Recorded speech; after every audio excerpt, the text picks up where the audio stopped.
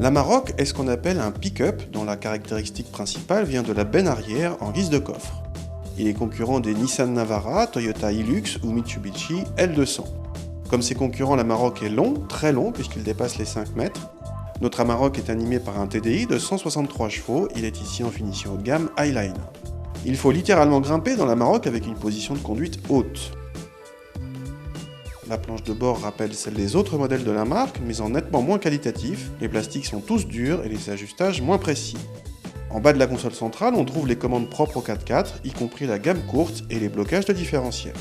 Sur la route, l'Amarok est trahi par son châssis de 4x4 pur et dur et un comportement à l'avenant. Le confort est correct en filtrage, mais les suspensions arrière, prévues pour supporter de lourdes charges, sont désagréables à vide. Le moteur s'avère suffisant, mais bruyant à l'accélération. En mode 4x4, malgré ses grandes dimensions, l'Amarok se montre à l'aise pour crapahuter. Malgré l'encombrement important de ce pick-up, les places arrière ne sont pas très généreuses en habitabilité, au moins pour l'espace aux jambes. En hauteur et en largeur, en revanche, c'est plutôt bien.